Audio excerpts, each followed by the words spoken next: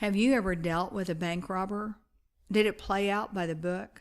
It's hard to prepare for all potential scenarios and identify all possible security risks. With branches that are more open and visitor friendly, it's more important now than ever to ask yourself, are we prepared for the worst? I'm your host, Honey Shelton, and this is Training Matters.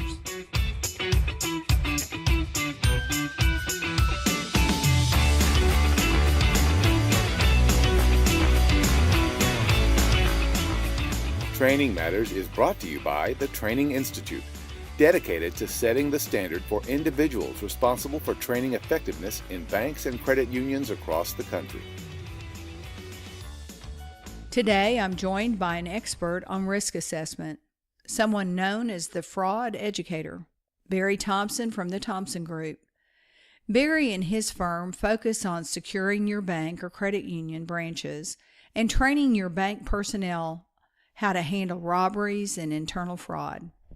Very excited to have you with us, Barry. Tell us a bit about yourself. Well, thank you, honey. Well, I had been a banker for about 22 years when I was pulled out of the audience one day when the head speaker had a heart attack and asked to fill in for him. And the next thing I knew, I was doing training for a national outfit, and our firm kind of evolved from that. And we're actually the A to Z in security risk management for financial institutions. If a financial institution takes a loss, we're interested in it. If they have a security threat, we probably can help them. We work with anything from an active shooter right down to physical risk assessments and vulnerability studies. But primarily, we are the education firm for security. We do both in-house and associations and national associations across the country, where we do or prepare their training, their manuals, and generally have a pretty good time at working with our financial institutions. Well, that sounds like you cover some topics that matter greatly to many of our followers. And let's start with one that is always in vogue, unfortunately, and that has to do with bank robbery. I'm curious, Barry, when you do your training, do you have best practices on how to prevent bank robbery? Actually, we do. A lot of studies have been done recently about that. And we start training with staff about where sales and marketing merge right at the very beginning. When someone enters a financial institution, we always teach staff to look them right in the eye. It tells the individual coming in the door that they're being observed. We also teach people to think like a criminal. If they think like a criminal, particularly those who are involved with designing facilities, working with updating branches, then they begin to understand that sometimes we do things that make us inviting to a criminal. And what are some of those things? Well, we want to be able to see out the windows, see into the building. Some institutions will design marketing pieces that will actually block their windows. And while it may look great for marketing, it also looks great to the criminal. This is a place that I want to go in the door and do something. So one of the things that we like to do is borrow from, shall we say, Walmart. And that is when a criminal comes through the front doors, we like to have a monitor there where anybody can see themselves. The last thing a criminal wants to do is see what they look like and see how nice a picture we're taking of them. My goal when I'm working on these things is to drive the criminal to another location across the street, down the road, and have them rob somebody else. I also like to see height markers. A lot of institutions, and by golly, when I was running and working in one, I never liked a height marker. Didn't want it, didn't want to see it. And then when I got on this side and started doing consulting, one day I was talking to a bank robber. And the bank robber told me that he never robbed an institution that had a height marker. That took me by surprise.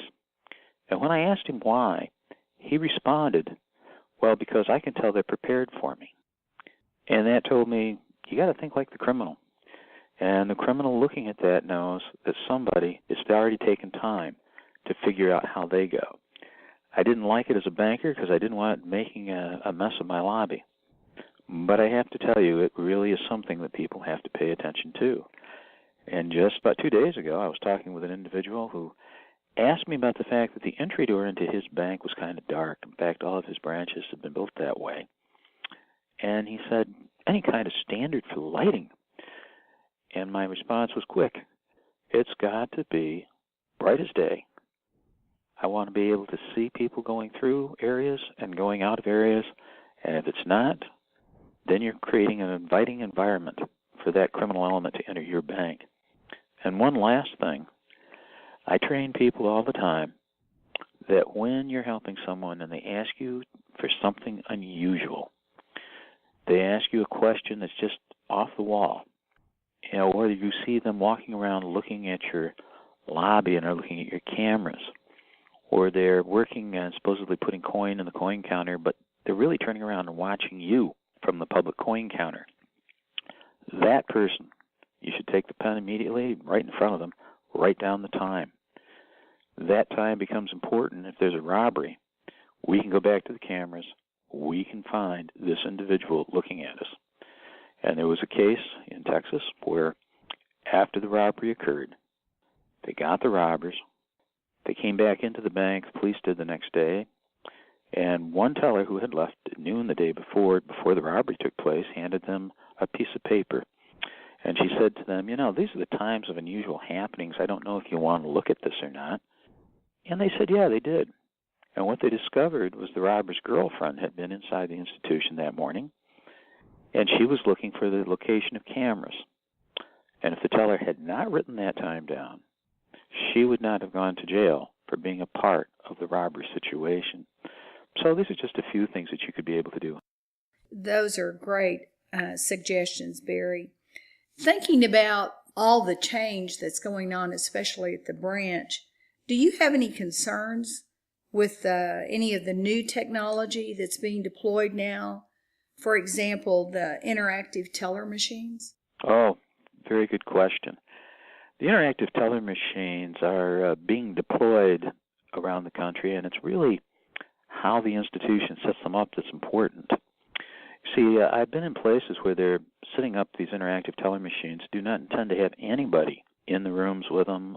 They may have one location that I don't want to identify because of the bank, but they're actually just decided to slap it into a room and an area where it's high prostitution. So that brings into how are we going to secure the areas around this interactive teller machine. And the interactive teller machines, they do have a camera in them. This person can walk up and press the button, and I'm talking now about the NCR models.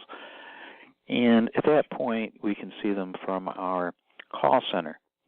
But we go one step further.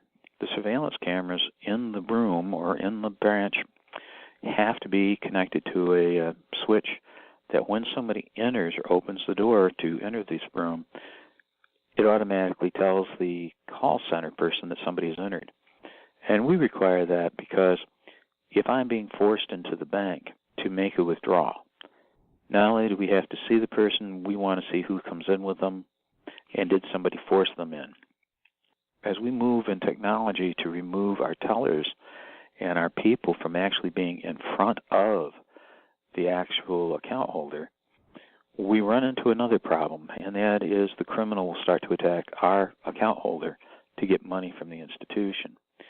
The interactive teller machines, I really like them at places like drive-thrus. I like them if handled properly in the design of the building, and that's something that we do sometimes work with. Institutions will send us plans to look at, and we're not interested in looking at them if they've already finished the design and they have already agreed with the architect this is the best way to go. But early on in the planning stages, we do like to work with institutions. We have one institution that always sends us their floor plans of what they're doing. And in that way, we look for problems like I'm talking about now with the interactive teller machine. One of the other things that we're finding, and people are telling us regularly, is that if you have actual live tellers with these machines, people will never use the machine. So an institution really has to think about how they're going to implement the interactive teller machines and what they want to accomplish with their marketing plan. That brings to mind, too, that if fewer transactions are happening at the branch or fewer customers are showing up, that both credit unions and banks are looking for how they can do things more efficiently and effectively. I have a special offer for you, our loyal listeners. Get 20% off any of our recorded webinars with this promo code, Training Matters 20. That's Training Matters 20.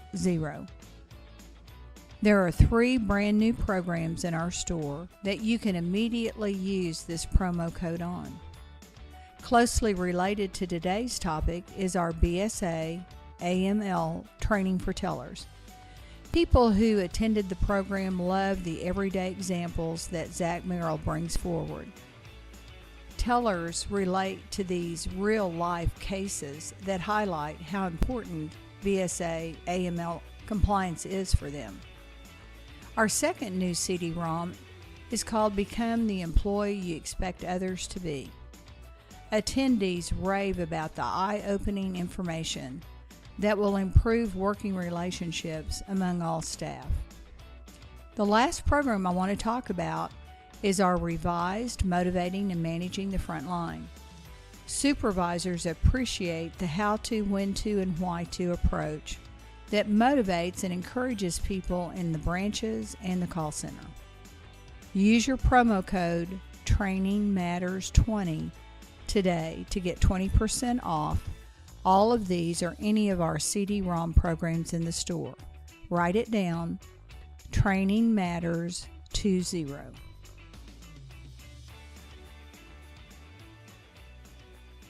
What about the cash recyclers and cash dispensers? As they're coming into play in the branch, do you have any suggestions or recommendations around those? Well, as a matter of fact, I do, because a lot of people put in the cash recyclers or cash dispenser without really thinking about what are we going to do in a robbery. And the first time I ever came across one a few years ago, I started to question the teller. And when I'm doing reviews, I always talk to people about where they live, what they're seeing. And I asked the teller, I said, I'm a robber, and here's your note. What are you going to do?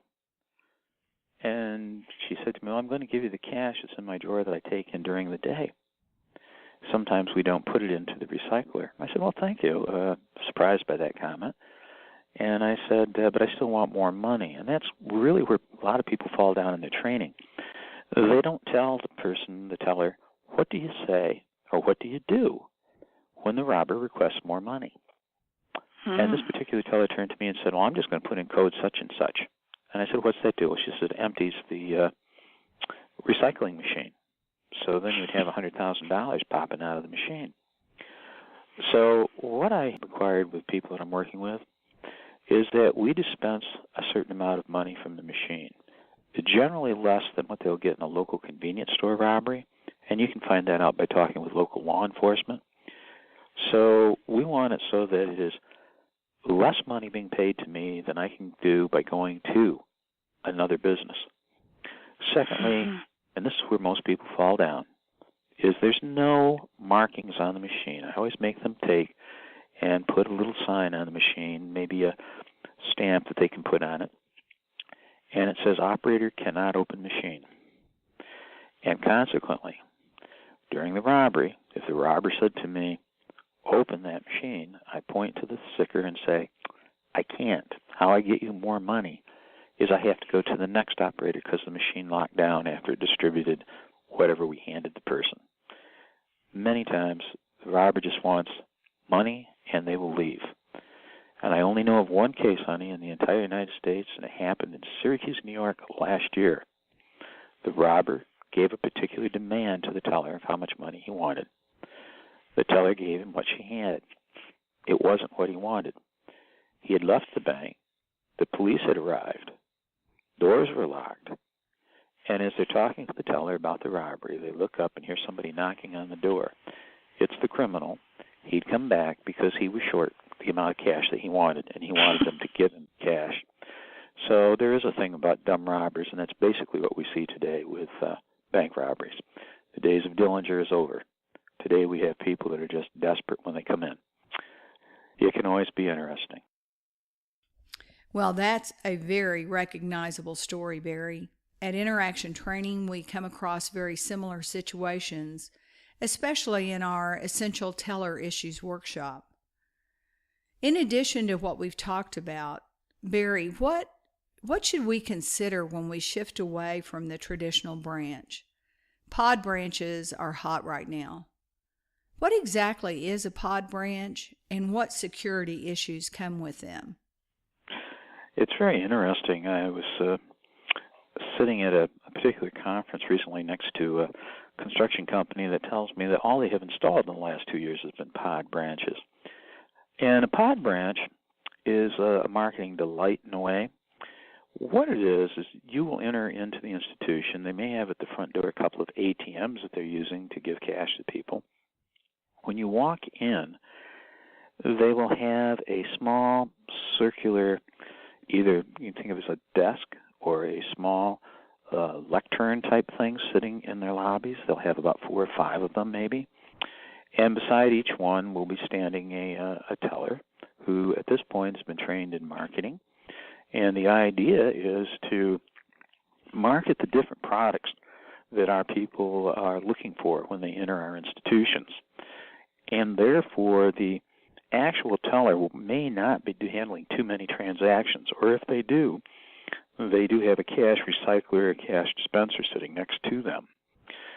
The idea is to make it warm, friendly, and answer questions, help people, much like a Verizon or Apple store when people enter.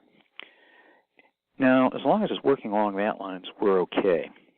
But we do have some problems with pods, at least I do. And that is a loss of control in your lobby. I remember when supermarket branches first came out, one of the selling points that they used to tell us was it was never a successful supermarket branch robbery. Unfortunately, and as I said to the people trying to sell me one many years ago, that's because the robbers haven't figured out how to rob it yet. So we're still in the early stages. Presently, robbers will take a look at this type of thing and generally will leave. But the loss of control is both on information security and on basic robbery security, because what happens is once I've entered the branch, can I get around behind the person at the pod? And I know of one institution that I'm told is now actually training a technique called pushback, which means pushing back people who are walking around the pod to see things. So consequently, we're giving our staff just a little more trouble with customers or account holders as they try to get around to see what's going on. So I have some problems there. We also have to make sure we have the right cameras in place so we can see both sides of the teller line here, or in this case, both sides of the pod. We have to be sure if we're running one of these branches that we actually do have somebody to greet people at the front door, like the Walmart greeter or the Apple greeter, because that's the person that's actually going to help us avoid a robbery in this type of installation.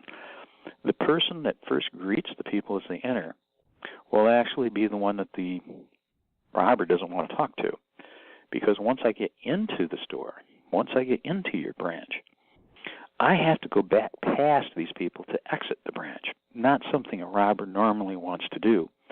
So when I hear of somebody saying that they're doing a pod branch, my next question is, do you have a greeter at the pod branch? Do you have somebody directing things at the pod branch? Because that will increase your security. But if they're not going to staff that position, then I really think they better go back to the regular teller line, because then we can put up walls to protect and actually push back against people just going anywhere around the pods. In one institution that I had a little input to, they actually had doors coming from 4 different directions into their main office where they wanted the pods. And I suggested to them that they actually do it in a circular format, and between each pod actually put a wall so somebody could not get around behind them. So that the teller could stand in front of the wall, talk to people, handle her machinery, but at the same time protect anybody from actually getting to the actual equipment. So we will see a lot of changes with that. It's still in its infancy, and I'm waiting to see how different robbers actually react to this type of thing. So we really don't have enough experience with them yet to be able to give people really definitive things to handle it. But each institution that goes to a pod is going to find they're going to have to handle it just a little bit differently. And that requires them getting a architect who has a crime prevention through environmental design designation, or something like us taking a look at what could possibly happen to them. You've certainly given us a lot to think about there. When I take your advice and start thinking like a robber, one thing that comes to mind is sending someone in first to distract the greeter, to create an opportunity. Thinking like the criminal is a great way to identify where you might have security issues. Great advice, Barry. It's not enough to train your workforce. You also have to train the trainer. Now is the time to register for Train the Trainer Bootcamp. Whether you're brand new to the training arena or have clocked many miles in your role as a bank or credit union trainer, you will boost your ability to engage your learners and have attendees praising your training ability. Register now. Interaction-training.com.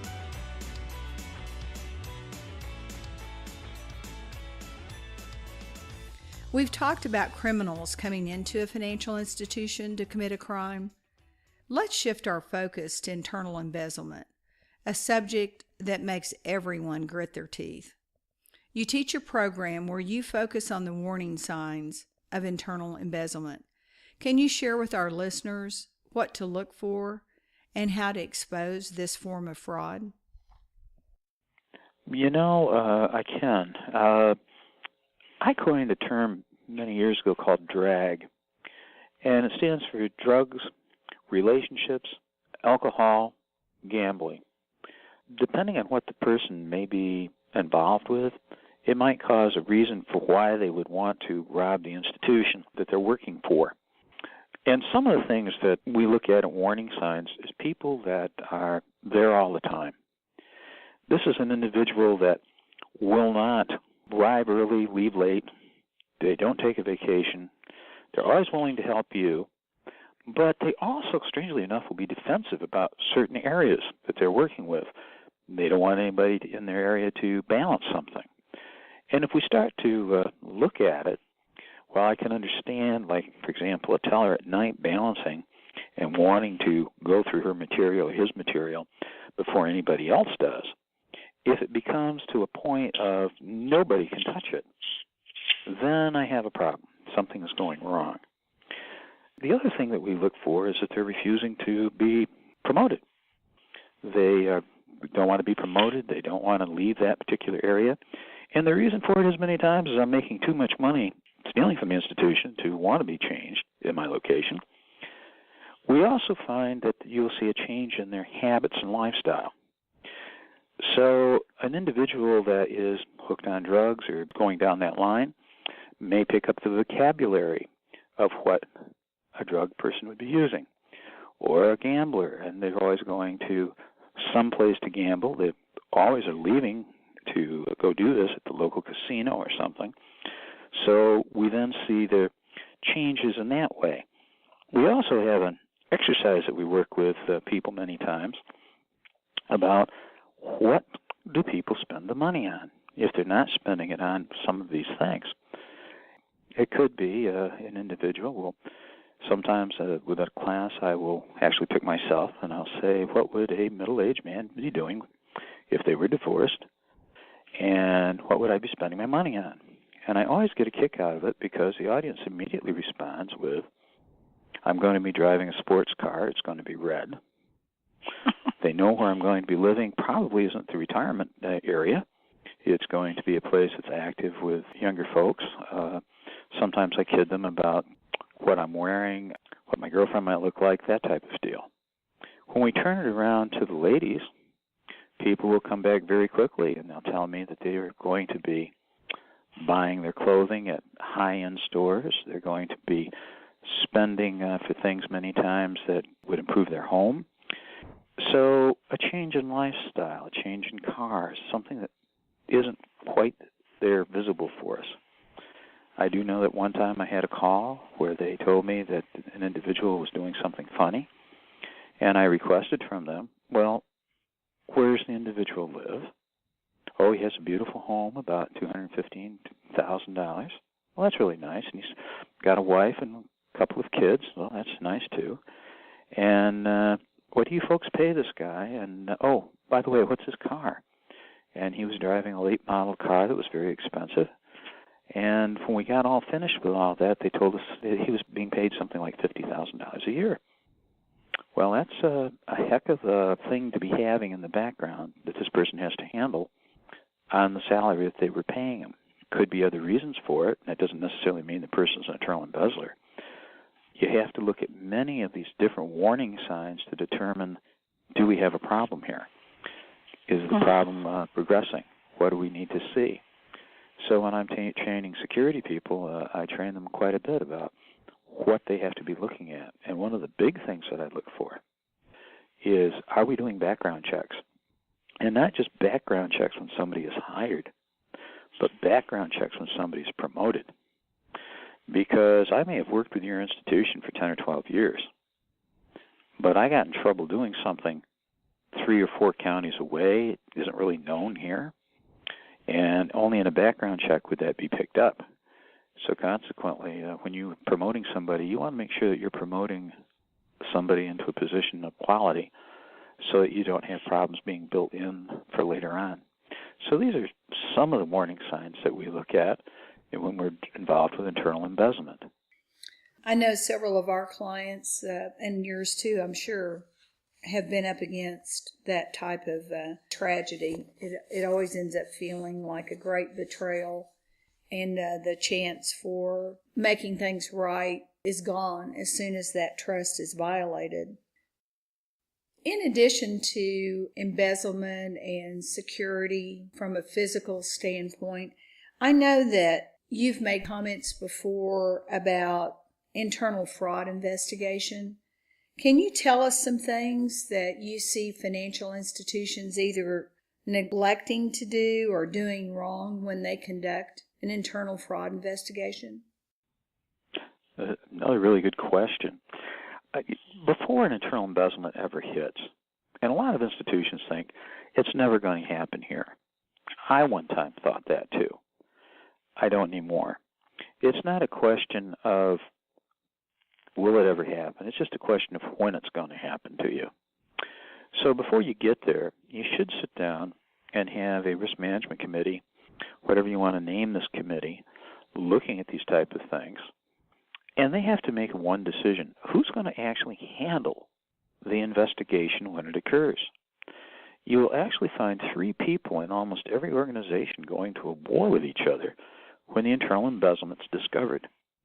And that would be HR, audit, and the security function. So consequently, they shouldn't be fighting with each other. The 3 have to really work together in advance of what they need to do. For example, if we suspected an internal embezzlement and we're looking at it, we're not sure yet, the internal auditor can go into all sorts of areas and find records without people becoming concerned that we are looking for a problem.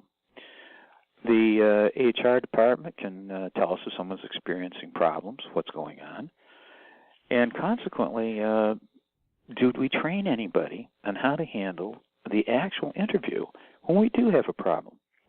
Because many times there'll be 3 or 4 people involved. We don't know which one is the internal embezzler.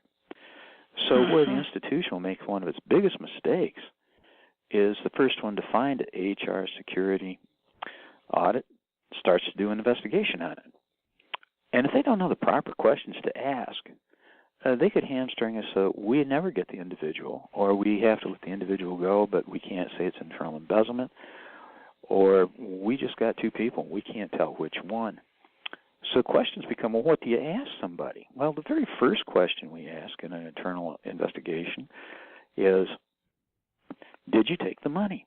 And many times the internal embezzlers tell us that they didn't agree to say they embezzled because nobody asked them if they did. They just talked about it in general in this interview. Secondly, the people have to be trained that's doing the interview in the right questions to ask. And there's a thing called Reed and Associates. It's out of Chicago. They go all over the United States. And they train people in a 3 or 4 day session about how to handle these type of investigations. So if none of these 3 people in your institution have been to a school like that, you're probably better off hiring somebody like a certified fraud examiner to do that investigation for you. You remove the liability from your people, and you also have someone that actually can read body language and know what's happening when they're having this discussion with your person. So we take the people out of their environment. Let's say it happened at a branch. We've got 4 people that we need to talk to. We take them out. We put them aside. And they may be expecting questions from us like, tell us about how the transactions work, tell us about something. And those won't be the questions we're asking them at all at the beginning. One of the questions that I really like that is asked at this time period is, you have been under investigation for a long time. People have been looking at us or at you. Tell me, when I capture this individual or identify them, and I'm going to, what do you want us to do to them? Someone who is innocent will probably respond, put them in jail. Want them out of here. I don't want to work with a crook. Someone else might say, well, I don't know. I guess it's the reason that they did it. Maybe we should be helping them. Maybe there should be something there. And what I know immediately, honey, when they tell me that, is we're either dealing with the internal embezzler or we're dealing with a liberal. We're really not sure which it is. And I kind of say that tongue-in-cheek, kiddingly, because there is no one question that we can ask that is going to really say that person was the criminal. But we have to go through a series of questions with them, like what I'm talking about now. They're psychological. We watch how the people respond, and we start identifying dishonest answers. What's a dishonest answer? Well, I say to the individual, did you take the money? And the individual looks at me and says, what makes you think I took the money? Did they answer the question? No. They avoided the question. So we have to come back and ask them again, why did they take the money, so to speak, if they were the one that was the criminal. But generally, when somebody gives us a dishonest answer or a deflective answer, we have to start following that up. Now, if you have nobody on your staff trained to do that, then you better start talking about who you're going to get when it does happen. So in the day that somebody comes through the door and says, we've lost $100,000, and we got 3 people that are behind that, we've got to know who to ask and what to do, and not just sit down and think about, well, maybe we should do X or maybe we should do Y. I think these things need to be discussed in advance. And another problem that we find in these situations is the institution many times does not give these people a leave on pay. As soon as we know a person is involved with something, and we know there might be 2 or 3, and we're going to question them, I realize that we may be short-staffed, but sometimes we have to take those people out of the environment. We don't fire them because we want them to still be linked with our institution so that they feel that to keep their jobs, they're willing to talk to us until we know exactly what happened. So it's kind of a long-winded answer to your question, but I think all of that is very important when you're talking about an internal embezzlement. Well, that was very thought-provoking. I'm sure there's a lot of financial institutions that don't have a plan until there's a cause for concern. I think our listeners will really benefit from many of the ideas that you've brought to their attention. If anybody in our audience wanted to know more about what you do or how you could help them in one of these challenging situations, how can they get in touch with you? Well, the fastest way is to go to tgrouponline.com. They can look at the various things that we teach, what we can do with them. They can call me anytime that they'd like to at area code 315-342-5931. Again, that's area code 315-342-5931. We do not charge anybody to call and talk to us about a problem if they have one. We take time with them to see what's going on. And, sometimes that leads to other things that we don't expect. I've had calls where they call in to ask a question, and the next thing I know, we're on site doing a physical risk assessment because they got robbed because a tree was too big next to the entry door to their institution, or they have never had anybody trained to look at these type of things. So they can feel free to call us there, or they can email us directly through that website. And while they're on the website, we also have a newsletter. It's one page. It's free. And it covers things. So each month we do an article about these type of situations we've run across. But perhaps what's more important is that we will answer a question a month on these type of things that we've been talking about today. So whatever they need, we're willing to help them with.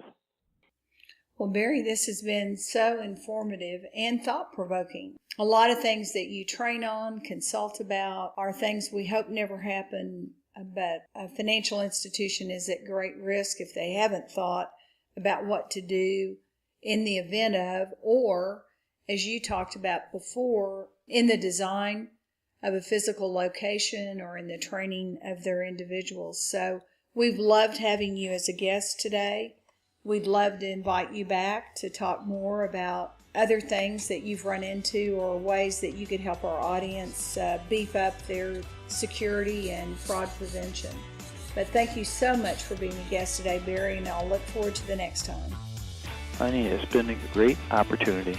I thank you so much for having us on with you today, and look forward to working with you again in the future. Thank you. You bet.